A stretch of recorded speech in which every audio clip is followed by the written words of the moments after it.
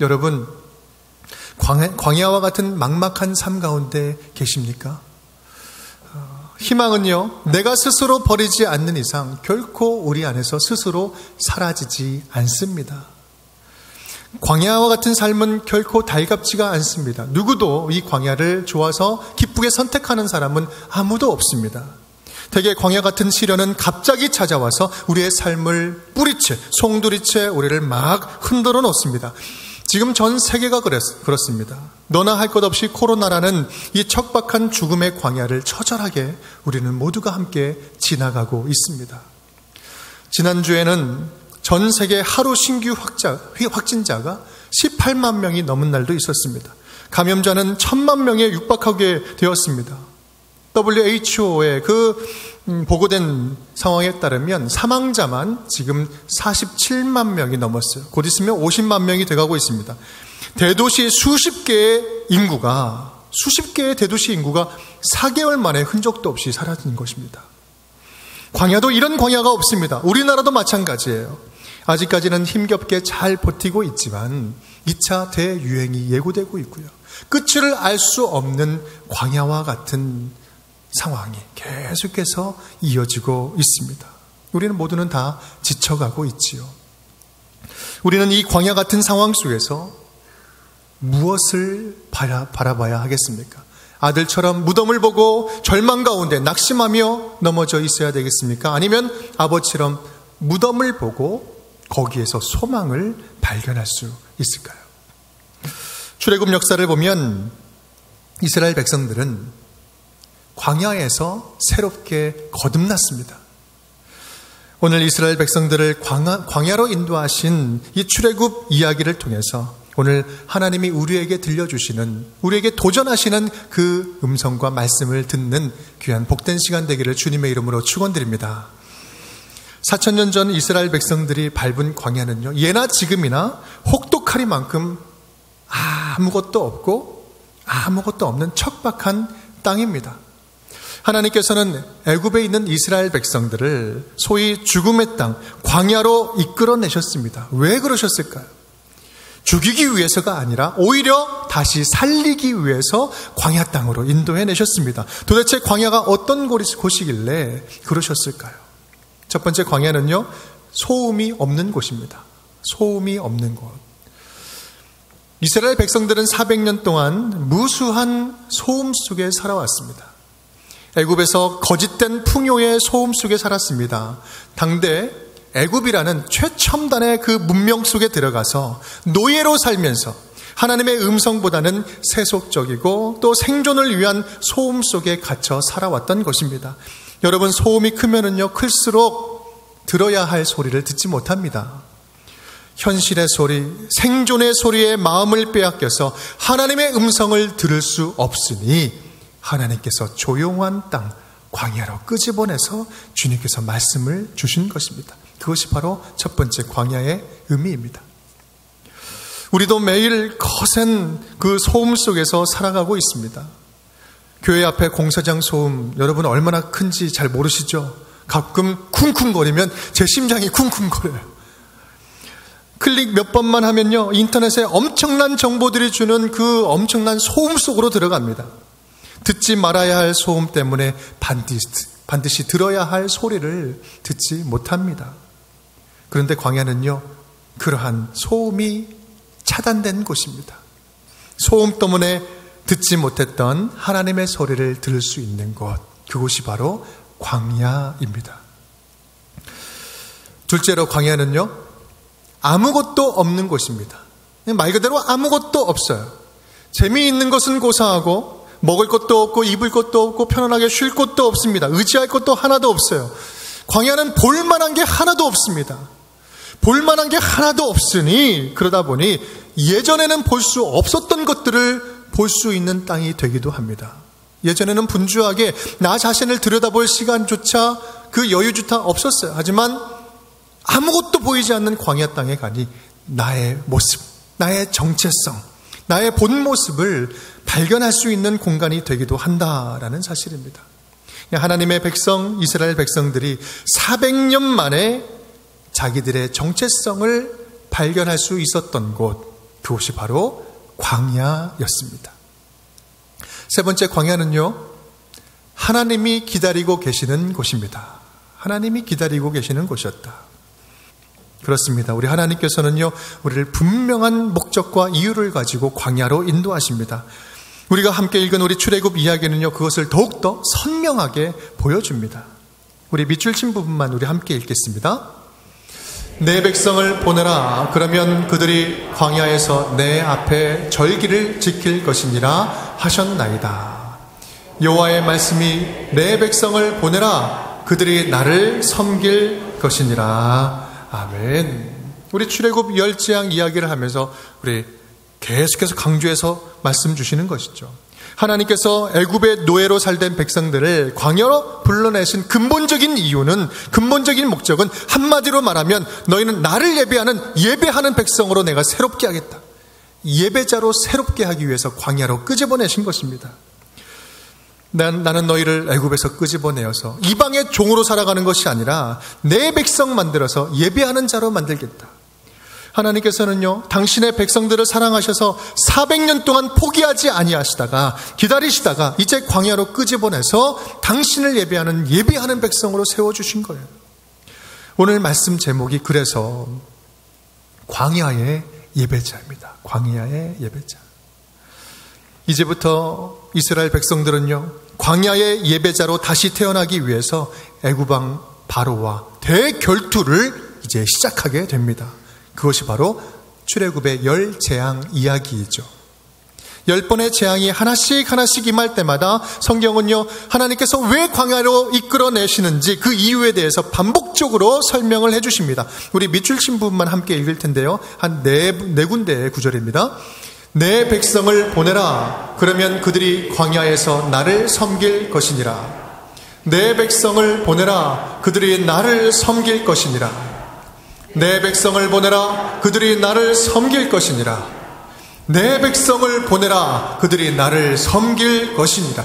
여러 가지 재앙들이 반복적으로 이루어지는 과정 속에서 하나님께서는 반복적으로 말씀하시는 거예요. 이 목적은 단 하나.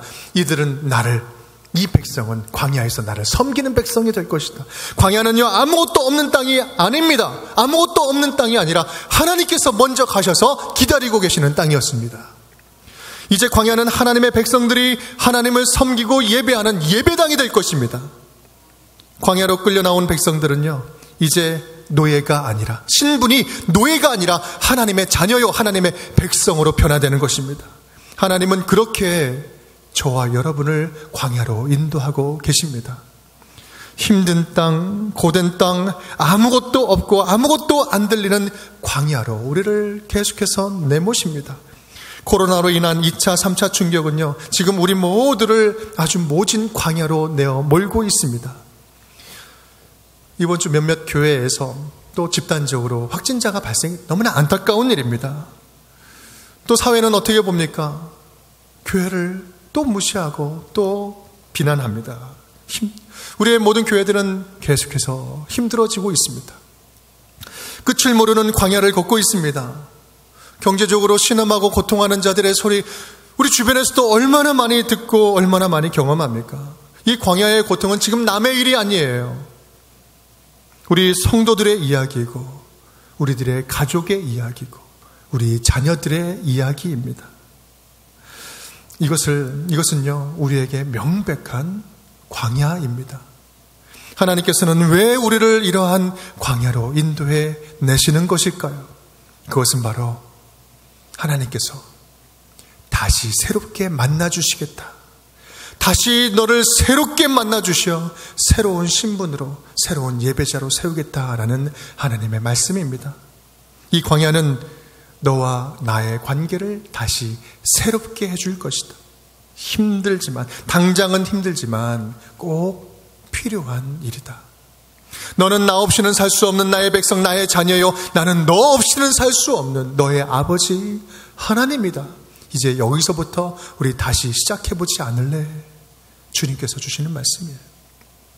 저와 여러분이 있어야 할 곳은 당장 눈과 귀가 즐거운 풍요로운 애굽 땅이 아닙니다. 비록 지금은 불편하고 부족하고 힘들지라도 이 광야가 하나님과 다시 새롭게 관계를 맺는 회복의 땅이 된다면, 더욱 하나님의 사랑이 깊어지는 사랑의 땅이 된다면, 이곳에서 우리의 영혼이 새롭게 다시 눈뜰 수만 있다면 이 땅은 우리를 다시 살리는 생명의 땅이 된다라는 사실입니다. 사랑하는 성도 여러분, 지금 여러분이 서 있는 그 광야에서 믿음이 다시 회복될 수 있기를 주님의 이름으로 축원드립니다. 온전한 예배가 다시 회복될 수 있기를 간절히 축복합니다. 그래서 하나님께서 기뻐하시는 광야의 예배자가 될 수 있기를 주님의 이름으로 축원드립니다. 그런데요, 문제가 있습니다. 우리가 참된 예배자로 회복되고 하나님께 온전히 예배드리고 섬기려고 할 때 사단 마귀는요, 그것을 가만 놔두지 않는다는 이야기예요. 사단은 우리의 예배가 회복되는 것을 아주 결사적으로 반대합니다. 평상시 때는 우리가 대충 적당히 타협하며 살아가면 예배 방해하지 않아요. 그래도 만족하거든요. 하지만 우리가 제대로 예배드리고 제대로 하나님을 섬기려고 하려고 맘먹으면 그때부터 본격적으로 공격하고 유혹하고 타협을 시도합니다. 본격적으로 공격합니다. 출애굽 이야기는 사단이 예배를 방해하는 패턴을 아주 잘 보여주고 있습니다. 바로가 예배를 타협하는 첫 번째, 우리 한번 따라하겠습니다. 이 땅에서 드려라. 8장 25절 말씀 우리 함께 읽겠습니다. 바로가 모세와 아론을 불러 이르되 너희는 가서 이 땅에서 너희 하나님께 제사를 드리라. 좋다. 너희 신에게 가서 제사 드려라. 그런데 멀리 가지 말고 여기서 드려라. 여기서 드려라. 불편하게 멀리 갈 필요 없어. 여기서 드려라 라는 겁니다. 우리 28절에서는요, 좀 더 양보해 줍니다. 아니 광야로 가되 멀리는 가지 마. 가까이서 드려라 라고 이야기를 합니다. 많이 양보해 주었죠. 예배 드리는 거 허락도 했는데 이쯤에서 타협하면 되지 않겠습니까? 애굽 안에서 예배 드리나 애굽 밖에서 광야에서 드리나 똑같은 거 아니겠습니까? 뭐가 다릅니까? 모세와 아론은요, 결코 이것을 용납하지 않았습니다. 아니, 하나님이 용납하지 않으셨습니다. 왜 그렇습니까? 그것은 구별되지 않은 예배이기 때문에 그래요. 전혀 구별되지 않은 예배입니다. 몸은 여전히 애굽에 머물러 있으면서 예배 행위만 하나님께 가서 예배 드린다? 이것이 가능한 일입니까? 이것은요, 신분의 변화가 없이, 신분이 변화되지 않고 예배 흉내만 내는 것입니다. 우리가 중요하게 여길 것은 바로를 섬기는 노예 신분에서 하나님만을 섬기는 하나님의 백성의 신분으로 변화되는 것, 그것이 중요한 것입니다. 오늘 지금 바로가 하는 말이 그 말이에요. 너희의 신분은 여전히 내 노예야. 여전히 넌 노예고 예배가 필요해? 갔다 예배 드리고 와. 이 정도 이야기를 하는 것입니다. 너희는 여전히 나의 노예고 예배 드리러 잠깐 갔다 와라. 여러분, 예배 흉내내는 것은요, 얼마든지 흉내낼 수 있습니다. 누구든지 흉내낼 수 있어요. 예배는 얼마든지 내가 해치울 수 있습니다. 얼마든지 내가 편한 대로 드릴 수 있습니다. 이불 속에서도 드릴 수 있습니다. 아주 편하게 예배 드릴 수 있습니다. 하지만 그러한 구별됨이 없는 예배는 하나님이 받으시는 진정한 예배가 아니다. 그 예배는 예배가 아니라는 거예요. 여러분, 이 말은 코로나로 인하여서 부득이하게 온라인으로 예배하면서 철저하게 구별된 마음으로 예배하고 있는 우리 성도들의 예배, 그 예배와는 질적으로 다른 것을 이야기하는 것입니다. 하나님 앞에서 너는 구별된 예배자로 서고 있느냐? 그 질문을 하는 것입니다. 우리 안에 순간순간 침투해 들어오는 유혹과 타협을 분별할 수 있기를 간절히 축복합니다. 편리함의 노예가 아닌 참된 예배자가 되어서 하나님을 기쁘시게 예배하는 저와 여러분이 될 수 있기를 주님의 이름으로 축원드립니다. 바로의 예배 타협한 두 번째 타협은요, 함께 읽겠습니다. 너희 장정만 가라. 너희 장정만 가라. 두 번째로 타협합니다. 10장 말씀 밑줄 친 부분만 함께 읽겠습니다. 우리가 여호와 앞에 절기를 지킬 것인즉 우리가 남녀노소와 양과 소를 데리고 가겠나이다. 너희 장정만 가서 여호와를 섬기라. 바로는 8번째 메뚜기 재앙이 왔을 때 또다시 타협안을 내놓습니다. 너희 장정만 가라. 이 말은 도대체 어떤 의미가 있는 것일까요? 이 바로 왕은 이 말씀하기 직전에 독특한 질문 하나를 합니다. 8절입니다. 함께 읽겠습니다. 바로가 그들에게 이르되 가서 너희의 하나님 여호와를 섬기라. 갈 자는 누구냐? 가서 여호와를 섬기라. 그런데 물어보는 거예요. 갈 사람 누구 갈 건데? 라고 물어보는 거예요. 지금 몰라서 물어보는 겁니까? 지금까지 계속해서 내 백성을 보내라. 온 백성이 함께 나갈 것을 이야기를 해왔습니다. 바로는요, 처음부터 함께 모두를 다 보낼 생각이 전혀 없었어요. 지금 그래서 불필요한 질문을 던지는 겁니다. 모세는 그것을 눈치채고 아주 정확하게 분명하게 이야기를 합니다. 남녀노소 모든 백성 양과 소도 다 함께 데리고 가겠습니다 라고 이야기를 하는 거예요. 여기서 말하는 남녀노소, 이거 히브리어 원어를 보면 이걸 성인을 말하는 것이 아니라 청소년들, 아들과 딸을 지칭할 때 썼던 단어들이에요. 이게 무슨 말입니까? 우리 모든 백성들, 장정만 갈 것이 아니라 모든 가족이 함께 예배드려야 된다. 모든 가족이, 모든 백성이 함께 예배드리는 것 정말 중요한 것입니다. 그게 전부예요. 그런데 바로는요, 이 이야기를 듣고 이렇게 대답을 합니다. 10절 말씀인데 우리 공동번역에서는 이렇게 번역을 했어요. 함께 읽겠습니다. 야훼께 빌어보아라. 내가 너희를 보내성 싶으냐? 이거 좀 더 실감 있게 얘기해 볼까요? 야훼께 한번 빌어봐. 내가 너희를 보내성 싶으냐?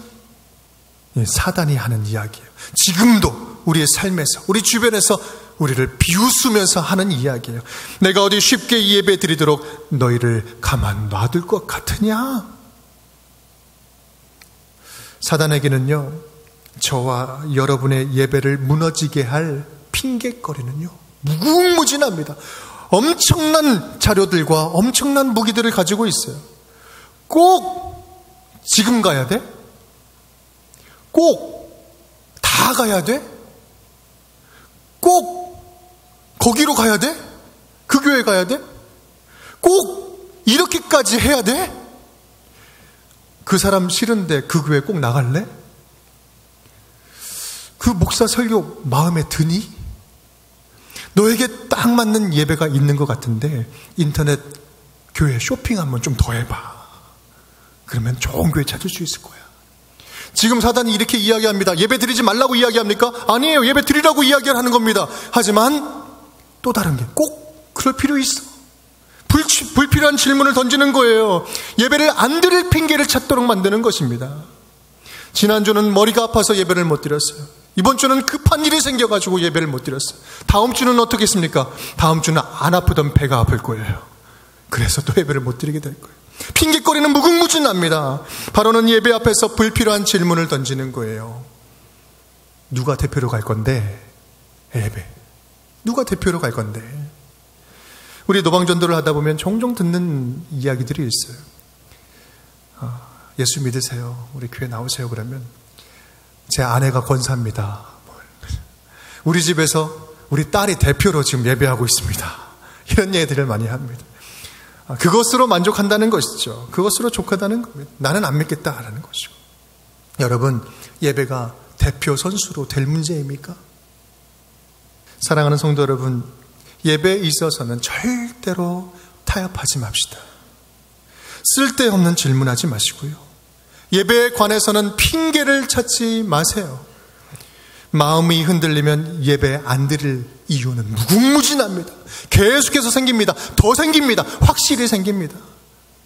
우리 가족 중에서 대표자만 예배하지 말고 온 가족이 모두 함께 예배드리는 우리 운정 모든 식구들이 될 수 있기를 주님의 이름으로 축원드립니다. 바로는 이제 마지막 타협에 들어갑니다. 칠흑 같은 어두움이 3일 동안 애굽을 덮습니다. 아무것도 보이지 않습니다. 이것은 애굽의 최고의 신 라, 우리 태양신을 물리치는 재앙입니다. 그런데요, 신기한 것은 이스라엘 백성들이 살고 있는 그 땅에는 마치 서치라이트시 비추듯이 그곳에는 빛이 임하는 거예요. 우리 하나님은요, 태양을 만들기도 하시고 마음만 먹으면 광야나 애굽 땅이나 비추기도 하시고 감추기도 하시는 놀라우신 하나님이십니다. 우리 애굽 바로는 이 9번째 재앙 때 마지막으로 모세를 불러서 이야기를 합니다. 10장 24절 말씀 함께 읽겠습니다. 바로가 모세를 불러서 이르되 너희는 가서 여호와를 섬기되 너희의 양과 소는 머물러 두고 너희 어린 것들은 너희와 함께 갈지니라. 바로의 세 번째 타협 내용은 따라하겠습니다. 양과 소는 남겨두고 가라. 이것은 무슨 말일까요? 가정 모두 가서 예배해라. 좋다. 내가 허락하노라. 그러나 빈손으로 가라. 빈손으로 가라. 재물이 없어도 예배할 수 있지 않느냐? 너희들 하나님이 마음을 받으시지 마음만 드려도 충분해. 굳이 뭘 가지고 갈 필요 없어. 빈손으로 가라라고 이야기를 하는 겁니다. 이것은 희생 제물이 없는 예배를 말하는 것입니다. 헌신하지 않아도 된다는 말이에요. 쉽게 말하면 너희는 하나님께 드리는 예배를 하지 말고 받는 예배를 드려라.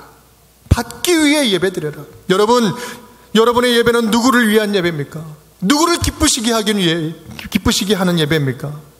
원하는 것을 받기 위한 예배입니까? 아니면 하나님께서 무엇을 원하시든지 간에 남김없이 드리기 원하며 드리는 예배입니까?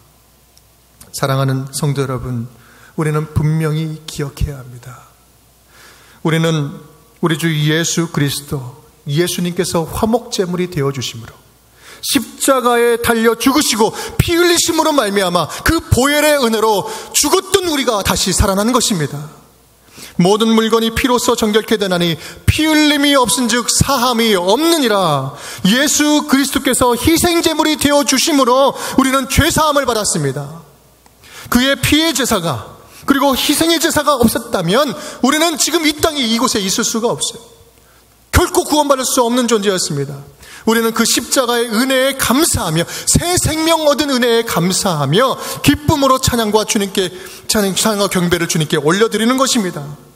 우리가 받은 이 새 생명에 감사해서 이 생명을 주님께 올려드리는 것, 이것이 참된 헌신하는 예배 아니겠습니까? 우리를 위해 십자가의 제물이 되신 예수님을 생각한다면 헌신 없는 예배, 어떻게 그것이 가능할 수 있겠습니까? 우리 예수님께서 자기 몸을 헌신하여서 우리를 다시 살리셨는데 말입니다. 사랑하는 성도 여러분, 사단은요 오늘도 우리의 귓가에 은밀히 찾아와서 속삭입니다. 지금같이 이 어려운 때에 잠시 믿음은 쉬어가도 되지 않겠냐라고 말입니다. 예배 좀 쉬어도 지금은 모두가 다 이해할 거야 라고 속삭입니다. 교회 공동체를 섬기는 일도 시국인 만큼 지금은 괜찮다고, 안 해도 괜찮다고 속삭입니다. 그렇게 우리를 점점 우리의 믿음을 마비시키고 있는 것입니다. 우리의 예배를 식어지게 만드는 거예요. 주님을 향한 열정을 식어지게 만들고 있는 것입니다. 그래서 우리는 이 광야 같은 상황에서 더 철저하게 예배를 드려야 됩니다. 유혹이 많을수록, 타협이 많을수록 정신 바짝 차리고 우리는 온전히 예배해야 합니다. 지금 내가 서 있는 이곳이 광야이기 때문에 더 정금같이 나아가서 예배를 드려야 합니다. 이 광야가 거칠고 힘들기 때문에 우리는 더욱더 목숨을 걸고 예배를 지켜야 됩니다. 이 예배로 하나님의 통치 안에 거할 때 우리는 하나님 안에서 진정한 회복을 맛볼 수 있기 때문에 그렇습니다.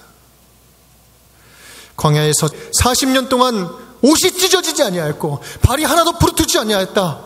그것을 너희들이 보지 않았느냐? 이것이 바로 너희에게 주는 나의 표적이니라.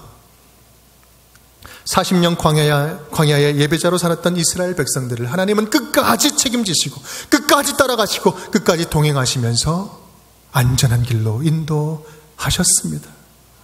오늘의 힘겨운 광야를 살아간 우리에게도 이 40년의 광야의 기적과 같은 은혜가 동일하게 더 넘치게 역사하시기를 주님의 이름으로 축원드립니다.